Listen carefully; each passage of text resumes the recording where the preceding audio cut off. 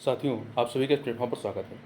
यहाँ पर हम लोग जो है बूस्टर टेस्ट के तहत कुछ महत्वपूर्ण प्रश्नों को देखेंगे और उसकी व्याख्या को देखेंगे जो आपके आगामी सभी परीक्षाओं के लिए काफ़ी महत्वपूर्ण साबित होगा। चलिए प्रारंभ करते हैं। इसमें पहला प्रश्न है कि कभी कभी सुर्खियों में देखे जाने वाले अंतर्राष्ट्रीय उत्तर दक्षिण परिवहन गलियारे, याद रखिएगा, उत्तर दक्षिण परिवहन गलियारे, इसे इंग्लिश में कहते हैं international north south transport corridor, कई बार चर्चा में आता है, के संदर्भ में निम्नलिखित कथनों पर विचार करना है। यहाँ पे 3 कथन दिए गए हैं। पहला, यह भूमि और बताना इनमें से कौन सा या से सही है। पहला है, यह भूमि और समुद्री मार्गों का एक मल्टी मॉडल नेटवर्क है। ये कथन आपका सत्य है। दूसरा, यह भारत और चीन के बीच माल के परिवहन में लगने वाले समय को कम करेगा। ये कथन गलत है। तीसरे, यह अशगाबाद समझौते का परिणाम है। ये भी गलत है। तो चलिए अब एक करके देखते हैं। देखिए, अंतर्राष्ट्रीय उत्तर दक्षिण परिवहन गलियारा या international north south transport corridor Bharat, Iran, Afghanistan, Armenia, Azerbaijan, रूस, मध्य एशिया और यूरोप के बीच माल ढुलाई के लिए भूमि और समुद्री मार्गों का एक मल्टी मॉडल नेटवर्क है। ठीक है, तो ध्यान रखिएगा। इससे अपेक्षित है कि एक बार पूरी तरह से कार्यात्मक होने पर यह भारत और यूरेशिया के बीच वस्तुओं के परिवहन में लगने वाले समय और लागत में काफ़ी कमी लाने में सहायक होगा। साथ ही यह संसाधन संपन्न रूस के साथ ही यूरोप के बाजारों के साथ भारत की आर्थिक गतिविधियों को बढ़ाने में सहायक होगा। ठीक है, तो ये भारत और चीन के बीच माल परिवहन में लगने वाले समय को कम करेगा, क्योंकि ये चाइना के साथ इसमें संबंध नहीं है, चाइना का इससे संबंध नहीं, इसलिए चाइना की बात नहीं होगी। ठीक, तो दूसरा कथन गलत हो गया। देखिए, भारत जो है अशगाबाद समझौते में शामिल हुआ था। कब? 2011 में, जिसे अप्रैल 2011 में, जो अशगाबाद समझौता हुआ था 2011 में हुआ था। अप्रैल 2011 में मध्य एशिया और फारसी खाड़ी के बीच एक अंतर्राष्ट्रीय मल्टी मॉडल परिवहन और पारागमन गलियारा स्थापित करने के लिए स्थापित किया गया था अशगाबाद समझौते को। ठीक है, समझौते पर पहली बार 25 अप्रैल 2011 को उज्बेकिस्तान, तुर्कमेनिस्तान, ईरान, ओमान और कतर ने हस्ताक्षर किए थे। कतर बाद में 2013 में समझौते से हट गया, जबकि कजाकिस्तान और पाकिस्तान 2016 में समूह में शामिल हो गए। अशगाबाद समझौता अप्रैल 2016 में लागू हुआ। ध्यान रखिएगा, अशगाबाद जो समझौता 2016 में लागू हुआ, इसका उद्देश्य क्या है? यूरेशियन क्षेत्र के भीतर कनेक्टिविटी को बढ़ाने और अंतर्राष्ट्रीय उत्तर दक्षिण परिवहन गलियारे सहित अन्य क्षेत्रीय परिवहन गलियारों के साथ इसे सिंक्रोनाइज करना है। तो इस प्रकार से ये जो आपका अंतर्राष्ट्रीय उत्तर दक्षिण परिवहन गलियारा है, ये आपका अशगाबाद समझौते का परिणाम नहीं है। अशगाबाद समझौता जो है इसके क्रियान्वयन से संबंधित है, इसलिए तीसरा कथन भी गलत है। आगे चलते हैं, तो यहाँ पर पहला सही है, दूसरा तीसरा गलत है, इसलिए पहला विकल्प सही हो जाएगा। अगला है, भारतीय राष्ट्रीय कांग्रेस के महत्वपूर्ण अधिवेशनों के संदर्भ में निम्नलिखित में से कौन सा या से कथन सही है। 3 कथन दिए गए। पहला, किसी महिला द्वारा अधिवेशन की अध्यक्षता पहली बार कानपुर अधिवेशन में की गई थी। नहीं, गलत है। कानपुर अधिवेशन 1925 में होता है कानपुर में, और इसकी अध्यक्षता जो है वो सरोजनी नायडू के द्वारा किया गया था। वो पहली भारतीय महिला थी, जबकि पहली महिला जो थी वो थी एनी बेसेंट, जिन्होंने 1917 में कलकत्ता अधिवेशन की अध्यक्षता की थी। इसलिए आपका पहला कथन जो है वो गलत है। दूसरा, स्वराज का उल्लेख पहली बार 1929 के लाहौर अधिवेशन में किया गया। ये कथन भी गलत है। कांग्रेस के लाहौर अधिवेशन 1929 की अध्यक्षता पंडित जवाहरलाल नेहरू ने की थी। ठीक है, इस अधिवेशन में पूर्ण स्वराज प्रस्ताव पारित हुआ था तथा गोलमेज सम्मेलन का बहिष्कार किए जाने का निर्णय लिया गया था और पूर्ण स्वतंत्रता को कांग्रेस के उद्देश्य के रूप में घोषित किए जाने की बात कही गई थी। जबकि जो स्वराज का पहली बार उल्लेख की यदि बात करेंगे, तो ये स्वराज शब्द का पहली बार उल्लेख 1906 में कांग्रेस के कलकत्ता अधिवेशन में किया गया था, जिसकी अध्यक्षता दादा भाई नौरोजी ने की थी। ठीक, इसलिए आपका दूसरा कथन भी गलत हो गया। तीसरा, गया अधिवेशन की अध्यक्षता महात्मा गांधी द्वारा की गई थी। नहीं, महात्मा गांधी की अध्यक्षता वाला पहला और एकमात्र जो सत्र था या कह सकते हैं अधिवेशन था, वो बेलगाम में 1924 में, बेलगाम कहाँ है? कर्नाटक में, 1924 में आयोजित हुआ था। तो ये कथन भी गलत है। गया अधिवेशन की जो अध्यक्षता है, जो कि 1922 में हुआ था, गया अधिवेशन 1922 में हुआ था, इसकी अध्यक्षता CR दास ने की थी। इस प्रकार से 3 के तीनों कथन गलत है, तो चौथा विकल्प सही जगह उपयुक्त में से कोई नहीं। अगला है, चोल साम्राज्य की सामाजिक आर्थिक स्थिति के संदर्भ में निम्नलिखित कथनों पर विचार कीजिए। 3 कथन है, बताना सही कौन से। पहला, चोल साम्राज्य में सती और देवदासी प्रथाएं प्रचलित थीं। बिल्कुल कथन ये आपका सही है। ठीक है, देखिए, चोल काल के दौरान जाति व्यवस्था व्यापक रूप से प्रचलित थी, जिसमें ब्राह्मणों और क्षत्रियों को विशेष अधिकार प्राप्त थे। महिलाओं की स्थिति में भी कोई सुधार नहीं हुआ था। सती और देवदासी प्रथाएं प्रचलित थीं, इसलिए पहला कथन आपका जो है वो सत्य हो जाता है। दूसरा है, कांची कांची में रेशम बुनाई उद्योग समृद्ध अवस्था में था, ये भी कथन आपका सही है, चोल काल में। तीसरा है चोलों द्वारा दक्षिण पूर्व एशिया के साथ व्यापक स्तर पर व्यापार किया जाता था, ये कथन भी पूर्णतः सत्य है। तो तीन के तीनों कथन यहाँ पर क्या है, सत्य है, 1 2 3, तो डी विकल्प हो जाएगा। आगे चलते हैं 22 नंबर क्वेश्चन देखते हैं। 22 नंबर क्वेश्चन क्या है, अंतर्राष्ट्रीय दूरसंचार संघ आईटीयू के संदर्भ में निम्नलिखित कथनों पर विचार कीजिए।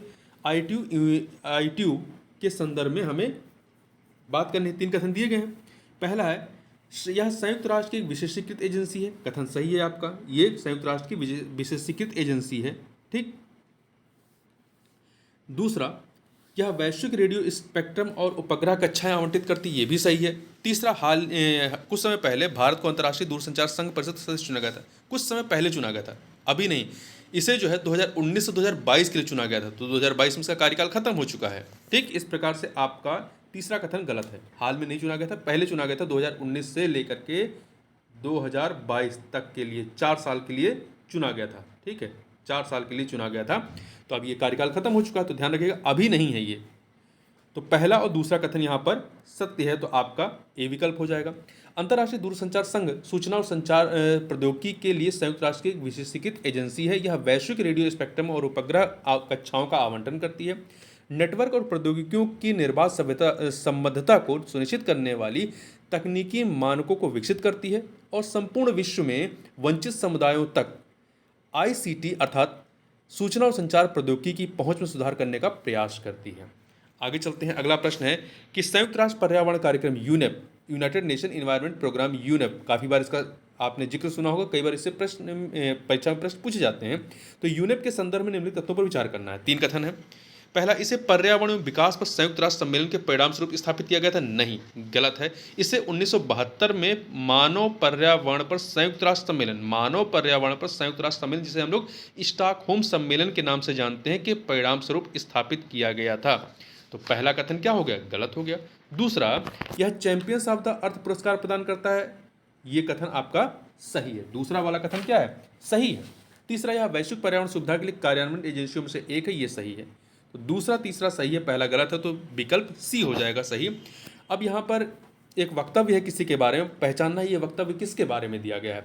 वह एक फारसी व्यापारी था जो कालांतर में बहमनी साम्राज्य का प्रधानमंत्री बना। बहमनी साम्राज्य, आपने विजयनगर साम्राज्य पढ़ा होगा, तो उसी के पड़ोस में बहमनी साम्राज्य था, ठीक है। तो बहमनी साम्राज्य का प्रधानमंत्री बना। वह सैन्य प्रतिभा का धनी था और उसने कोंकण एवं गोवा पर विजय प्राप्त की। उसने बीदर में कॉलेज के निर्माण हेतु चंदा दिया। दक्कनी अभिजातों ने उसके विरुद्ध षड्यंत्र किया। उसकी मृत्यु के बाद बहमनी साम्राज्य का पतन प्रारंभ हो गया।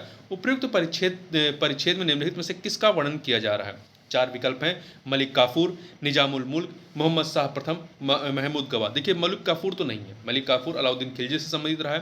तो यहाँ पर सही उत्तर जो है आपका डी विकल्प महमूद गवा। ये पूरा वक्तव्य जो है महमूद गवा के बारे में है, ठीक है, महमूद गवा के बारे में। देखिए बहमनी साम्राज्य 1347 से लेकर 1526 तक ये साम्राज्य चलता है। 1347 से 1526 मतलब 14वीं शताब्दी से लेकर के 16वीं शताब्दी तक।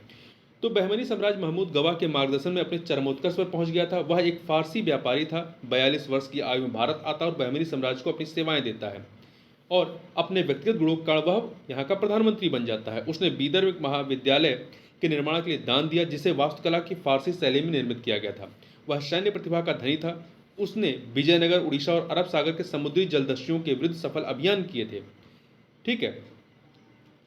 उससे जो दक्कनी अभिजात जो थे वो उन्होंने गवा के विरुद्ध, जो महमूद गवा था उसके विरुद्ध एक षड्यंत्र रचा और उन्होंने सुल्तान को गवा को मृत्यु दंड देने के लिए प्रेरित किया, जिससे प्रेरित होकर के मतलब जो षड्यंत्र था उस षड्यंत्र में आकर के मोहम्मद शाह तृतीय द्वारा 1481 में महमूद गवा की हत्या करवा दी गई। गवा की हत्या के बाद बहमनी साम्राज्य का पतन प्रारंभ हो जाता है।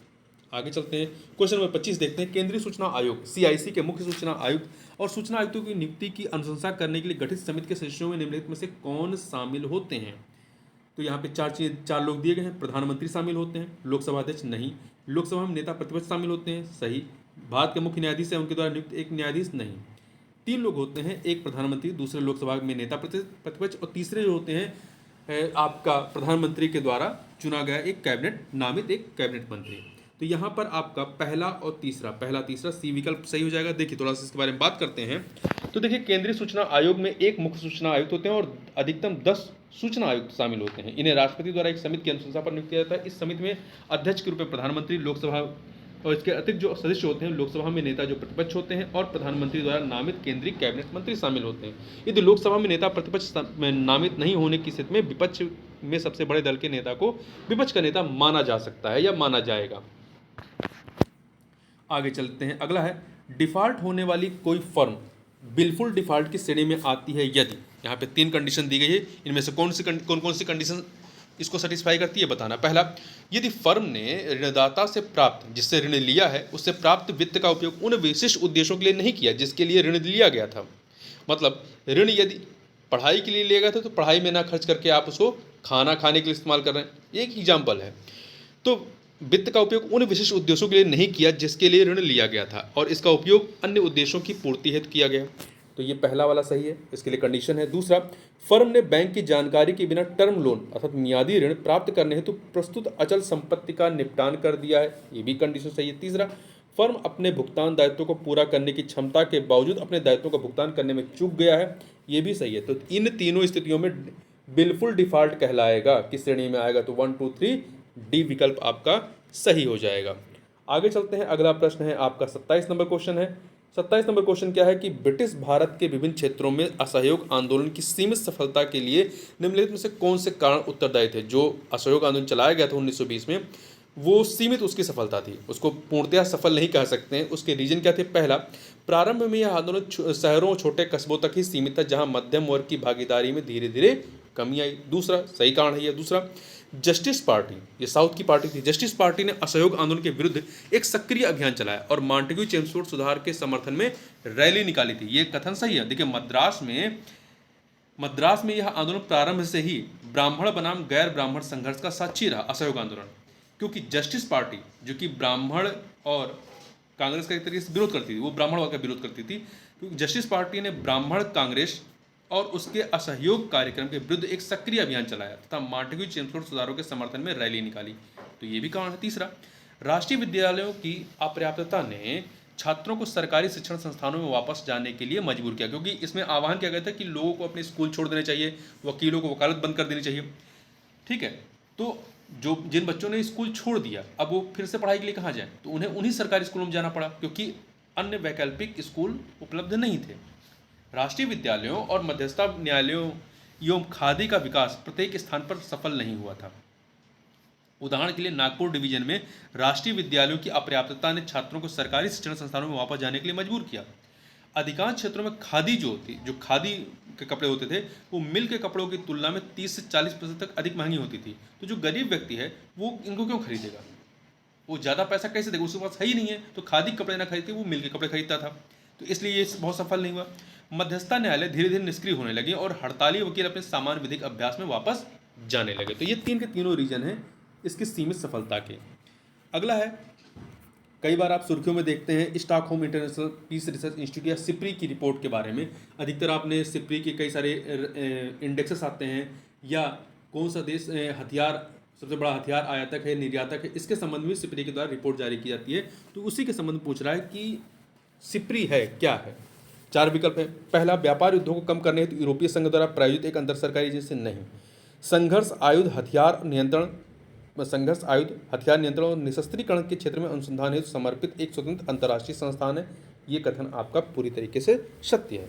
ठीक है, इसे 1966 में 1966 में स्थापित किया गया था, ये भी ध्यान रखिएगा। अगला प्रश्न है कि गन्ने का उचित एवं लाभकारी मूल्य FRP निर्धारित करने में निम्नलिखित में से किन कारकों को ध्यान में रखा जा सकता है।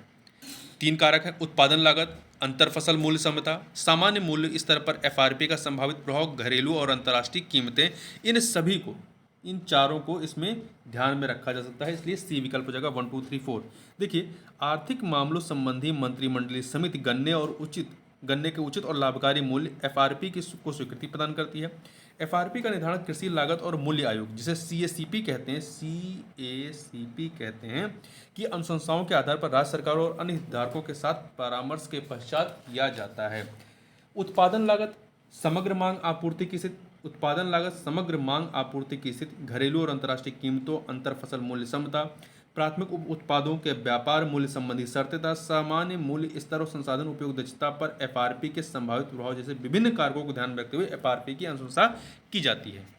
अगला है, ये वाला क्वेश्चन छोड़ दीजिए, आगे बढ़ते हैं। अगला है, राज्यपाल की शक्तियों के संदर्भ में निम्नलिखित कथनों पर विचार कीजिए। 3 कथन दिए गए हैं। पहला, राज्य लोक सेवा आयोग के सदस्य राज्यपाल द्वारा नियुक्त किए जाते हैं। सही है, राज्यपाल के द्वारा सदस्य और अध्यक्ष दोनों नियुक्त किए जाते हैं, पर ध्यान रखिएगा या अध्यक्ष को या सदस्य को हटाना हो उनके पद से तो ये राष्ट्रपति कर सकता है, राज्यपाल नहीं कर सकता है। ठीक है।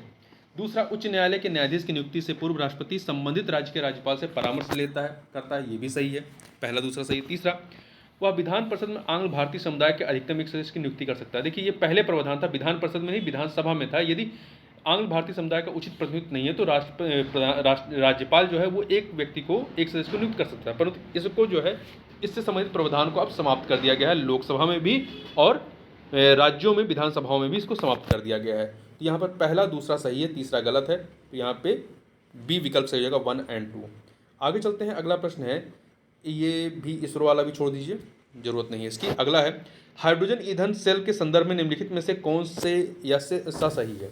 2 कथन दिए गए हैं। पहला, यह हाइड्रोजन ईंधन सेल के संबंध में, यह हाइड्रोजन और ऑक्सीजन को संयोजित कर विद्युत उत्पादन करता है, ये कथन पूरी तरीके से सत्य है। दूसरा, यह कार्बन डाइऑक्साइड अथवा कणकीय पदार्थों का उत्सर्जन नहीं करता है, इसलिए शुद्ध फ्यूल के रूप में माना जाता है। ये दोनों के कथन क्या है, दोनों कथन सही है। इसके बाई प्रोडक्ट के रूप में जल और वाष्प उत्पादित होता है।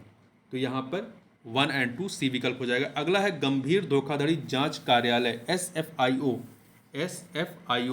या इसका फुल फॉर्म देखें तो सीरियस फ्रॉड इन्वेस्टिगेशन ऑफिस के संदर्भ में निम्नलिखित कथनों पर विचार कीजिए। 2 कथन है, यह देश में होने वाले सफेदपोश अपराधों से निपटने के लिए बहुविषयक सांविधिक संगठन है, ये कथन आपका सही। दूसरा, यह वित्त मंत्रालय के प्रत्यक्ष प्रभार के तहत आता नहीं, क्योंकि यह कॉर्पोरेट जो मंत्रालय है, कॉर्पोरेट मामलों के मंत्रालय के तहत कार्य करता है। ठीक है। और इसकी स्थापना जो है भारत सरकार द्वारा 2 जुलाई 2003 को एक अधिसूचना के माध्यम से SFIO की स्थापना की गई थी। उस समय SFIO को औपचारिक विधिक दर्जा प्रदान नहीं किया गया था। कंपनी अधिनियम 2013 की धारा 211 द्वारा SFIO को वैधानिक दर्जा प्रदान किया गया बाद में। तो इसको याद रखिएगा, वर्तमान में ये एक सांविधिक संगठन है। ठीक, तो यहाँ पर पहला सही है, दूसरा गलत है, इसलिए ए विकल्प सही हो जाएगा। तो इस प्रकार से इस वीडियो में बस इतना ही। मिलते हैं नेक्स्ट वीडियो में, तब तक के लिए बहुत बहुत धन्यवाद।